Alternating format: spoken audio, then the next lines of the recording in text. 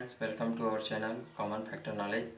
आज आपको बताना चाहूँगा कि जो मेन बेस जो था, जो रूस ने यूक्रेन पर अटैक किया, वो मेन था कि आपको बता दूं कि जो यूक्रेन है वो बहुत छोटा देश है और उसकी इतनी हैसियत नहीं है कि वो रूस का भी सामना कर सके। मगर क्या हुआ, जब वो परमाणु हथियार बना रहा था तो उसको रूस ने पहले अटैक किया था बहुत साल पहले। मगर उस बात को वह माना नहीं, क्योंकि उसको साथ दे रहे थे नाटो दोस्त लोग, नाटो समूह के लोग। आज क्या हो रहा है कि जो अमेरिका है और नाटो समूह लोग हैं, इन लोग मिल करके यूक्रेन को बोल रहे हैं कि हम तुम्हारे वेपन्स, तुम्हारे को परमाणु हथियार बनवाने के लिए फैक्ट्री लगाएंगे और तुमको हम नाटो में समूह में शामिल करेंगे।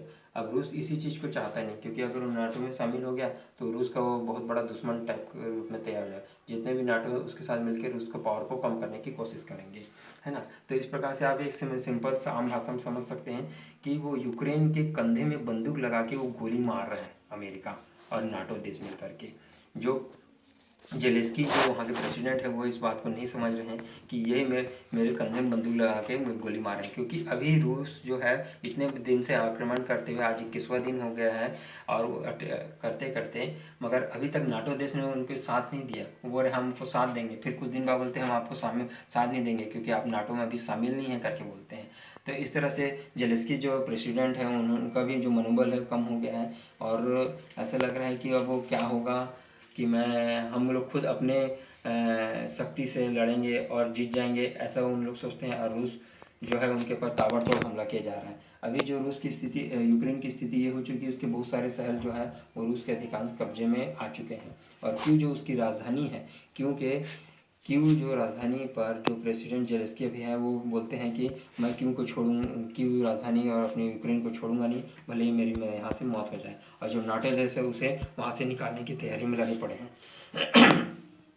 तो मित्रों, जो रूस है वो कुछ ही 24 घंटे के अंदर में उसके ऊपर पूरा कब्जा कर डालेगा। क्योंकि उसको 20 दिन इसलिए हो गए क्योंकि रूस ये चाहता है कि वहाँ के सिविलियन को नुकसान मत हो करके, और इसी कारण से उसको 20 दिन लग गए। और यूक्रेन जो उसके पास बार बार अटैक करके उसके बहुत सारे जो सैनिक को मारा है, इसलिए मार रहा है क्योंकि वो सिविलाइजेशन, वो उनके पास सिविलाइजेशन वाले मुद्दा नहीं है, वो सिर्फ रूस के सैनिक को देख रहा है। रूस वहाँ के सिविलाइजेशन को देख के वहाँ के सैनिकों सिविलाइजेशन को, वहाँ की आम जनता को देखने के चलते वहाँ के अटैक कर रहा है। और उसको 20 दिन से ज़्यादा ऊपर लगे, नहीं तो उसके रूस के लिए 2 दिन से ज़्यादा दिन का नहीं है यूक्रेन को अपने अंडर में लेने के लिए।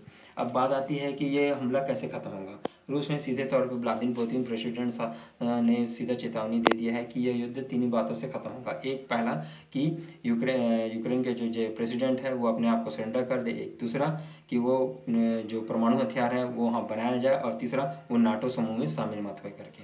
अब चूंकि ये तीनों बातों को यूक्रेन के जेलेस्की जो प्रेसिडेंट है वो समझ नहीं पा रहे हैं और वो चाहते हैं कि हम यहाँ अपने देश के साथ मिलकर के इस लड़ाई को लड़ेंगे। इसी के चलते दोस्तों ये बात समझ लीजिए कि उस यूक्रेन कंट्री में कितने सारे शहर तबाह हो गए। अब अगर युद्ध खत्म भी हो जाएगा तो यूक्रेन को पूरा उभरने में कई साल लग जाएंगे, जिसके चलते उसे कई देशों से कर्जा लेना पड़ेगा। वो कर्जा कब तक खत्म कर पाएगा, इससे उसकी आर्थिक स्थिति बहुत खराब हो गई। फिर अमेरिका उसको जबरन उसको मदद करके वो युद्ध को बढ़ावा दे रहा है। रूस यही चीज़ को यही चाहता था कि वो यूक्रेन को साथ दे, अब वो यूक्रेन को साथ दे रहा है। अब डायरेक्ट रूस और अमेरिका के बीच में ये बात आ जाती है, यूक्रेन बीच में जबरन मीडिएटर बन गया है और उनके कंधे में बंदूक मारा जा रहा है। तो ऐसा है दोस्तों कि अभी युद्ध तो अभी चलते ही रहेगा, अभी जब तक ये के ऊपर पूरा कब्जा नहीं हो जाएगा। मेरा वीडियो आपको अच्छा लगता होगा वीडियो तो आप इसे लाइक कर दीजिए, सब्सक्राइब कर दीजिए। और आपको बहुत अच्छा लगे तो इसके बारे में आप मुझे कुछ कमेंट्स करके बताइए, ताकि मैं आगे का और वीडियो आपके लिए आपके हिसाब से बना के भेज सकूँ, दे सकूँ।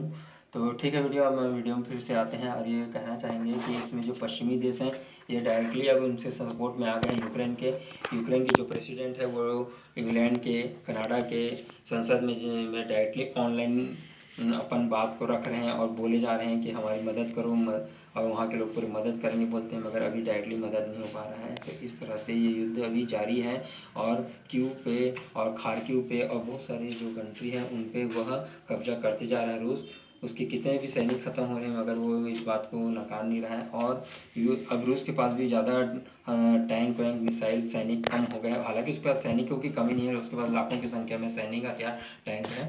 अब अगर वो ज़्यादा उसको दिमाग खराब हुआ कहीं रूस का, तो वो सीधा जेट एयरफोर्स के जरिए, सबमरीन के जरिए सीधा मिसाइल दाग देगा, जिससे वो सिविलाइजेशन का भी दिक्कत आ सकता है। अब चूँकि वहाँ से बहुत सारे शहरों में सिविलियन लोग अब वहाँ से निकल गए हैं, अब कुछ भी होता है तो उसकी जवाबदारी यूक्रेन की हो जाती है। रूस को भी समझना चाहिए इस बात को कि अपन यूक्रेन से बात करें, यूक्रेन भी, दोनों सब अपने अपने ईगो में आके इस बात को बढ़ावा दे रहे हैं, जिससे सिविलाइजेशन का नुकसान होते जा रहा है। वहाँ की स्टडी, वहाँ के बहुत सारे जो स्टूडेंट हैं बाहर निकल चुके हैं, उनको भी बहुत सारी प्रॉब्लम आ रही है, सब अपने अपने देश में जा चुके हैं। तो इस प्रकार की समस्या के चलते दोस्तों अब ये तो इनके साथ चलते ही आ रहा है, और इनके कारण से पूरे वर्ल्ड में ये बात फैलती जा रही है और युद्ध की समस्या बढ़ती जा रही है, जिसके कारण कई देश लोग युद्ध में साथ देने के लिए हो रहे हैं। कुछ रूस के साथ हो रहे हैं, कुछ अमेरिका के साथ में हो रहे हैं, तो युद्ध इस तरह से बढ़ते जा रहा है। ठीक है दोस्तों, यह वीडियो मैं यहीं पे समाप्त करता हूँ। आज की जानकारी यहीं तक के लिए थी। आपको कुछ भी वीडियो अच्छा लगे तो आप कमेंट